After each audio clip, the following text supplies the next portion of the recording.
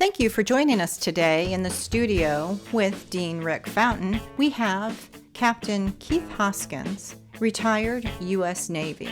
He is currently the Executive Vice President of Branch Operations for Navy Federal Credit Union, and prior to Navy Federal, he was with Gulf Power. Keith served 27 distinguished years in the United States Navy, and 2 of his many assignments during his naval career included serving as a F-18 pilot on the Blue Angels flight demonstration team. He also was commanding officer for Naval Air Station in Pensacola, where he provided leadership and oversight for over 25,000 military and civilian personnel. Under Keith's leadership in 2015, President Barack Obama awarded NAS Pensacola the Commander-in-Chief's Installation Excellence Award. Welcome to the studio. Boy, for everybody listening, this is going to be such a treat. Thank you, Keith, for being here today. And I'm interested, so knowing a little bit about your background, you started out with where you're at now, is how do you see the two? I'm mostly interested when we talk about leadership, is how does having a formal military training, how does that work in what you do in private industry? How can we take leadership traits of the two? Can you talk to that a little bit? Because I'm really interested in how we take from military and bring it into private industry. Yeah, no, that's a great question. And, I get that all the time. And I pretty much have the same answer each time. When I think about my military service, you think about the men and women that serve today in our military. They join the military because they want to be part of something that's much larger than them. They want to be on a team. They want to embrace the military ethos, the values, honor, courage, commitment, loyalty, dedication. All of those buzzwords are just not buzzwords in the military. It's a way of life. And, I learned a tremendous amount from the people I served under, the people I served with, and the people that I served in the military. And particularly about just how to be a team and how to be a cohesive team and how to embrace, all of the core values of the military service. So I think about my 27 years and I think about all the different jobs and all the different teams that I was part of, squadrons, staffs, the various work that I had to do. And in the military, guess what? You change jobs every 2 to 3 years. So you learn flexibility and you adapt to varying environments. But at the end of the day, you feel so good about it because you belong to a military service and you're on a team and everybody understands their purpose in the military. Now you take that into corporate America. And, I'm just so honored to work for a company, Navy Federal Credit Union, that I now have the opportunity to serve those that serve us. So leaving the military and now working for Navy Federal, which is totally, when you think about back in 1933, and why did Navy Federal Credit Union actually become a credit union? It was to serve those in the military, those military and civilians of the naval service. So when I walk through the doors every single day here at Navy Federal, I bring with me that knowledge, that experience, being part of a team, being connected to a team, having purpose, having values. And I could walk around this campus right here in Pensacola, and I can ask any of our team members here, what is our mission? And they know what our mission is. Just like if I was in the military and I asked someone in the military what their mission is, they know the mission. So I've been blessed. I have landed in an amazing organization where the experiences that I have learned in the military parlay perfectly within this organization. We're a team. We work together, again, for that common mission. And everybody understands. And I'm very hopeful that, there are many other companies out there that embrace this as well. And there are a lot of military members that when they get out of the military, why they're attracted to some businesses and corporations because they have a purpose. And that's what they're connected with. Mm-hmm. So I know you have a lot of listeners out there, and I hope that they embrace our veterans and our military members that are transitioning out because they have so much to offer in terms of honor, courage, commitment, dedication, and loyalty, and being part of a team. So valuable in today's corporate America. Yeah, and I can see that. There were a couple of things that you just said that really resonate with me on that. But I have to say that purpose is important, right? Individually and then corporate America, et cetera, et cetera. Teamwork, I'm going to tell you, it is hard as heck in higher education with teamwork because students don't like it. They don't like it. But it's everything that we do in corporations. We do teamwork in different ways. And, we all kind of stumble a little bit in higher education because it's like teamwork, and usually one person does all the teamwork, et cetera, et cetera. But what I heard loud and clear was teamwork across the board. So I think that we need to do a better job at figuring out how to make it meaningful and valuable for our students so that when our students get out, and whether they go military route and then to you or directly to you, is that they have that experience. So teamwork is important. So thank you for that. Rick is not saying too much here, and I don't know why. I think he's just enjoying the conversation and listening to you. Rick, do you have some questions or comments?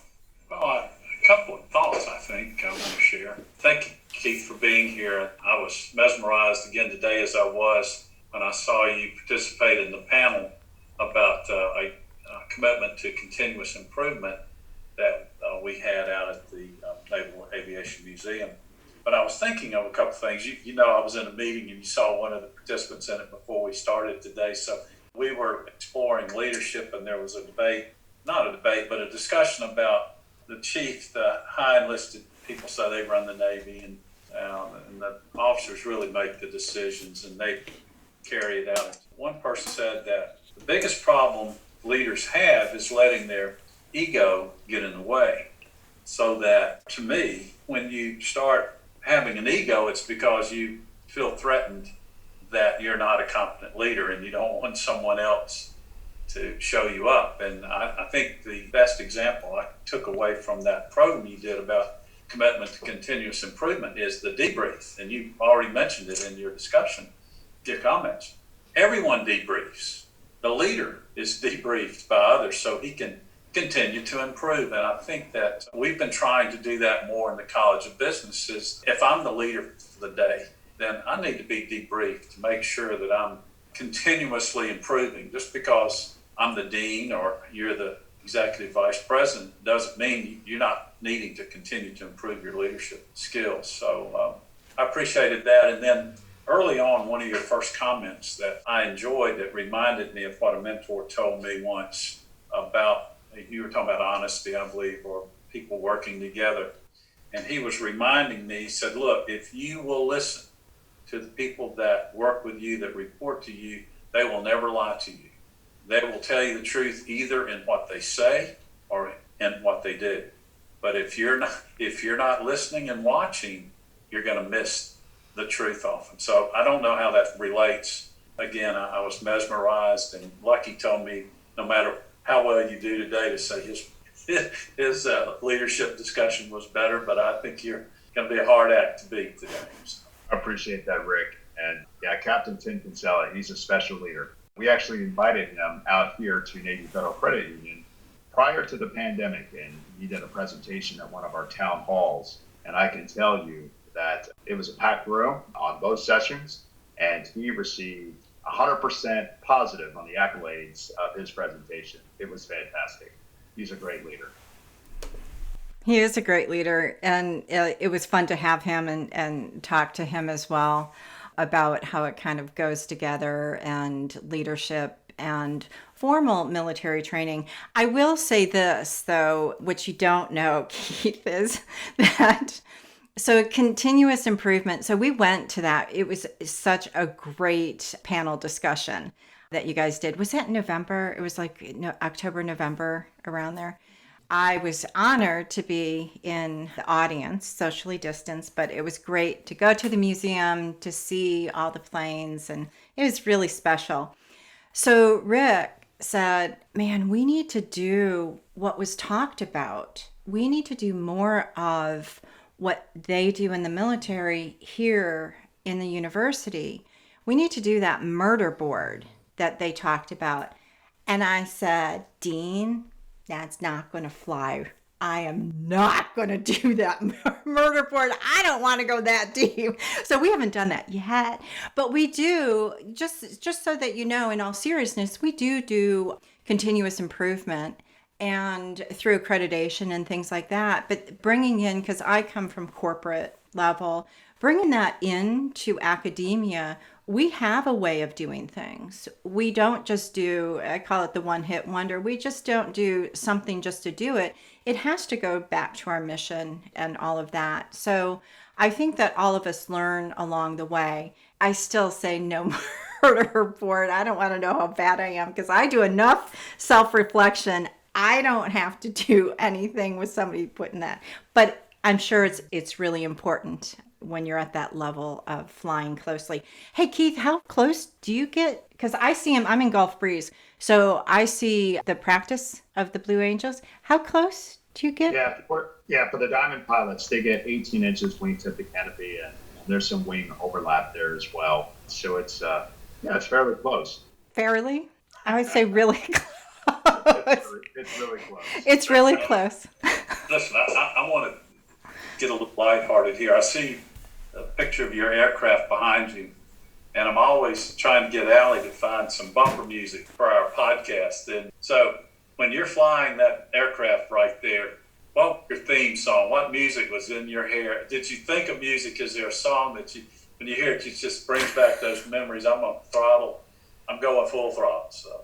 Oh, it's probably a Van Halen song with a lot of guitars and loud guitar music, probably. Yes. I think music is a great medium. I love this Beach Boys song, Don't Worry Baby. And so with the pandemic, I keep saying, Allie, we need to bumper in with Don't Worry Baby by the Beach Boys. I just love the harmony and the sound of that. But I can't really fathom going through a real murder board that you guys go through. It's not that bad, Rick. It really isn't. And it's amazing what you learn after going through a murder board. I mean, if it takes 5 times, you get to learn so much about yourself.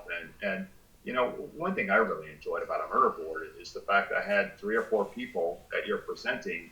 And again, going back to that team aspect, you know, you really build some cohesion and team behind the development of a presentation. That doesn't represent you as a person. It represents your institution. You know, in case in the military, your squadron or your command, corporate America, that represents your brand or your business unit. So, you know, getting feedback, positive, constructive criticism, at the end of the day, it really makes you better. It really makes you better. You know, military debrief, you talk about what were your objectives of the particular mission? What was the objective of the particular job? What were some of your goals? Did you achieve your goals? And, you know, when you go to that debrief after doing a murder board, it's the same concept. Did you achieve what you wanted to during that presentation? And here's some feedback whereas you can get better. And you'd be amazed if you do that a couple of times. Just your skill set and your development as a briefer and as a presenter, it increases 2-3-fold. Sorry, Rick. My thought is, now that you've said that, we're still not going to do it, Rick. That really, I'm wondering, Keith, if that is the lens that you look now through as a leader, kind of almost of being able to give and take that constructive criticism, if you will.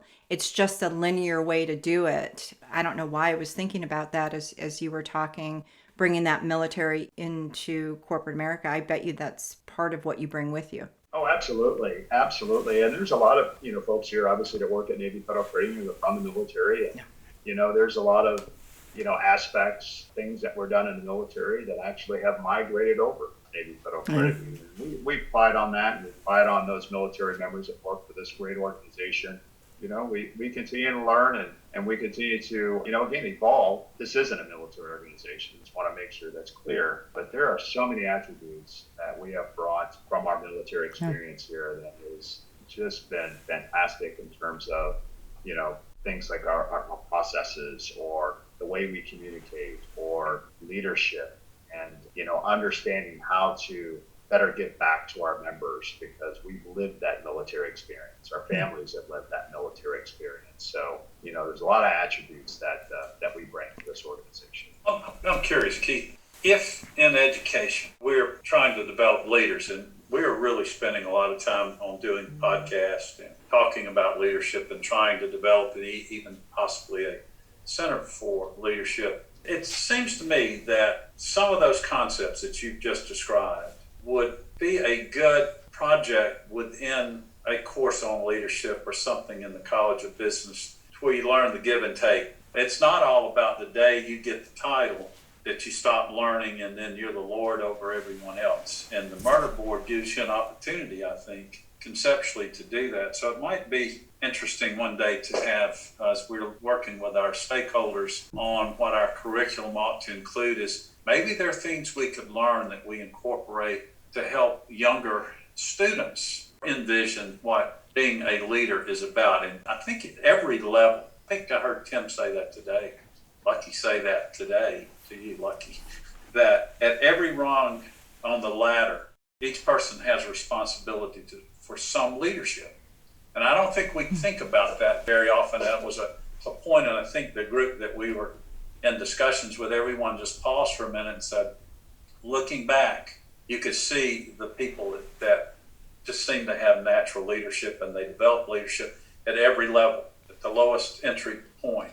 I've heard it described as, well, they act like it's their own business if they're working in so many companies. I'll say, well, he or she doesn't leave at 5 o'clock. They don't always come in late. They don't leave early.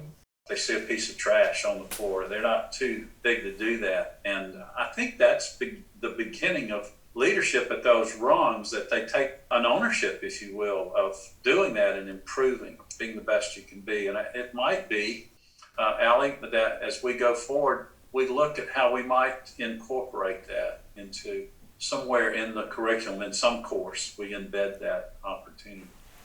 That's great, Luke. And, every time I think about leadership, I think about, from an individual perspective, what is their foundation? Because if you're going to teach a leader or grow a leader, what do you have? How do you do a self-assessment? Or how do you have a superior do an assessment on an individual to understand their characteristics and their attributes, whereas you can improve upon that?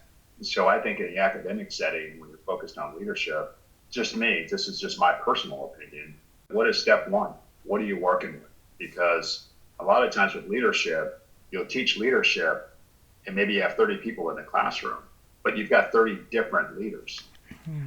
How do you focus, that leadership training that is, for lack of a better term, customized to get everybody at the end of that term to some level of competency as it relates to leadership? And that's a challenge. It truly is a challenge. But I think in the academic setting, it's worth that challenge. And it's worth taking that opportunity, because leadership, I think, is so critical today and well into the future. And particularly with, the young generation, it's generational period. We're all, like I said, we're all learning, but in an academic setting, establishing that foundation, I think, is so critically important. And I agree with that too. We actually had Pensacola Young Professionals last week. We talked to them.